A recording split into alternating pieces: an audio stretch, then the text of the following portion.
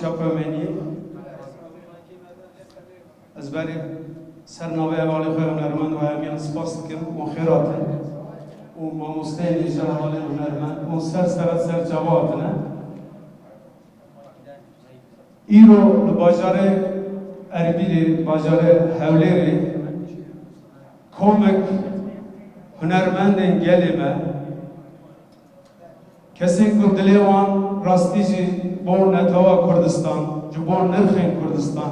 جبور دستکفتی کردستان هر روز دلیوانا به دلکی نازک به هستکی نازک به سر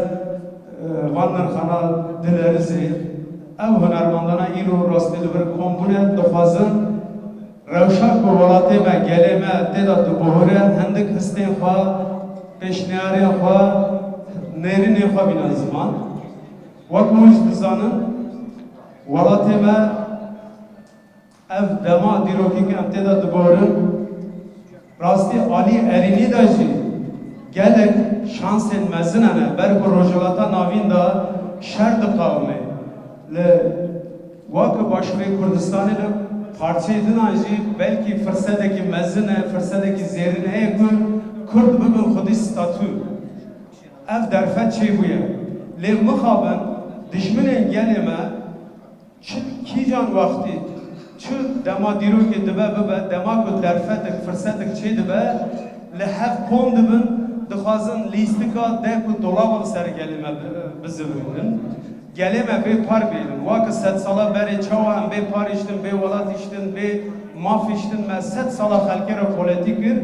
دخوازن نها دست بگا 100 ساله 21 دا دست aynı دولاب سر ما بگرنن دشمن دخوازم بره هفته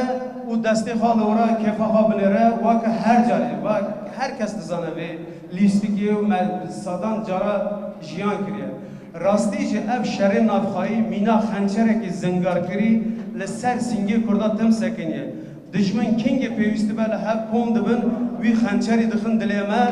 ام به سالان به جانه هف دکتن ما با جیان کریه ایدی ام نافازم کرد گل کرد، هنرمند کرد، روشنبیر کرد، حتی پشمرگه گلمه، گریلای گلمه جی نافازم. من هفته وان رایش چکرین. گریلاجی پشمرگه جی چوال کوبانی ول کربی که ملک خدان هفته دیشم شرکرین. اما که هنرمند بیشین، ام دساج پشمرگه خواهی گریلای خواهی ویه بیدکن. برای چکه خان ندن هفت دشمنه و دیاره، دشمنه و بلیله یعنی کینه. همولا بخیر بین میوانه برزکان. در کرانی کردستان لسر هر شتێک کە کێشەیان هەبوو بێت لەسەر مەسەلەی کورد یەکیان گرتووە. من ئەمەوێ لێرەدا قسەی دڵم بکەم. ئەمە یەکەم جار نییە کە ئەم شەڕ و کێشە و گرفتانە لە نێوان کورد و حیزبەکانە یان بڵێن لە نێوان حیزبەکانە ڕوودەدا. ئایا کاتێک کە دەستیان بە شەڕ کرد بە ئێمەیان وت کاتێکیش کە ئاشتیان کرد بە ئێمەیان وت ئێمە ئەو ڕۆژە لە سلێمانی کۆبوونەوەیەکمان کرد بەڵام بەداخەوە کۆبوونەوەکەش هونەرمەندان و ئەدیبان وانە بانیان کردبوون بەڵام بەداخەوە خەڵکەکە نەهات من حەقیان پێدەم چونکو حزبەکان جوابمان نادەنەوە حزبەکان ڕێز و حورمەتمان بۆ دانانێ وەزعیەتی کورد وەزعیەتێکی زۆر نالەبارە وەزعیەتێکی کورد وەزعیەتی کورد ها لەوە وەزعیەتێکی زۆر ئەنگوست لە چاو و ناخۆشە ئەگەر ئێمە وشیار نەبین ئەگەر حیزبەکانی کوردستان وشیار نەبن ئەگەر حیزبەکانی کوردستان ئاشتی و دیالۆگ نەخەنە کار ئەگەر بە ئاشتی و دیالۆگدا نەنیشن کێشەکان چارەسەر نەکەن خەتەری هەرە گەورە لە پێشمانە کە خەتەریش ڕوویدا هیچمان پێ ناکرێ ئەو کاتە بێت دەست بخێنە سەر دەست و ئاخی بۆ هەڵکێشین ئەردۆغان ئیبراهیم تاتلیساز و سیبەرجان دێنێت تەبلیغیان پێکا بۆ ئەوەی کە بڕۆن ئەفرین بگرن ئەوان ناتوانن هونەرمەندەکانی ئێمە هان بدەن کە بۆ کوردستان لانی کەم هەوڵ بدەین بۆ کوردستان دیفاع بکەین دیفاع لە میلەتەکەمان بکەین من دڵسۆزانە من وەکو کوردێک وەکو ئینسانێک داوا لە هەموو حیزبەکانی کوردستانەکەم کاتەکە کاتێکی ناخۆشە تکایە داگیرکەرانی کوردستان بە هەموو شێوەیە کە ئەیانەوێ ئەم بەشە نەمێنێ ئەیانەوێ ئەسڵەن کورد نەمێنێ ئەیانەوێ کوردی هیچ شتێکی نەبێت شتێکتان بۆ بگێڕمەوە کۆبوونەوەیە کرا لە مەکتەبی گۆڕان ئەوە تا ماوەن بڕۆن لیان بپرسن لە ئاخری کۆبوونەوەکەوە نوێنەری ئەمریکا وتی ئەگەر ئێوە ئاوەها بن ئێمە پشتان ناگرین ئەگەر ئێوە لەگەڵ یەک باش نەبن ئەگەر ئێوە یەک نەگرن ئەگەر ئێوە پشتیوانی یەکتر نەبن ئێمەش پشتان ناگرین دەی تکاکارم داواکارم دیان ئێمە تەنیا من نیم هەمومان هەموو هونەرمەندانی کوردستان هەموو ئەدیبانی کوردستان هەموو نووسەرانی کوردستان هەموو خەڵکی کوردستان بە هەموو چین و توێژەکانەوە داوا لە حەزبەکانەکەن تکایە شەڕ هیچ فایدەیەکی بۆ ئێمە نییە شەڕی ناوخۆ گەورەترین تەجروبە و گەورەترین ئەزمموی نیشانی ئێمەدا ئەگەر شەڕی ناوخۆ ئەگەر شەڕی کوردکوژی نەبووایە ئیستا کوردستان دە بەرابەر ئالەم دۆخە زیاتر پێشکەوتوو بەڕێزان داواتان لێ دەکەم هەر کەسێک لە جێگەی خۆیەوە ئەبێ بۆ ئەم پرسگرێکە تێبکۆشێت من داوا لە سندیکای کوردستانەکەم زیاتر داوا لە هونەرمەندەکان بکەن زیاتر داوا لە ئەندامەکانیان بکەن کە بێنە ناو ئەم کمیتەی ناو ئەنێن هەر شتێکی ناو ئەنێن بۆ ئەوەی کە نەهێڵین شەڕ ڕوو بدات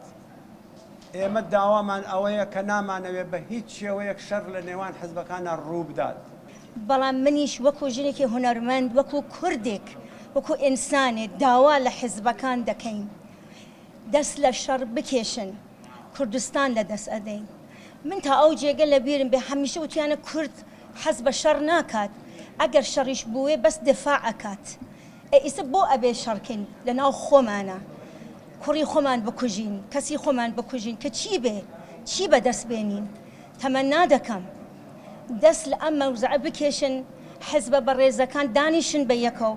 بیر لە خەڵکی ئازیز و خۆشەویستی کوردستان بکەن بە هیوای ئەوە تازە کە چوار پارچەی کوردستانەکە بکەینە یەکێک حداقل ئەم تیکە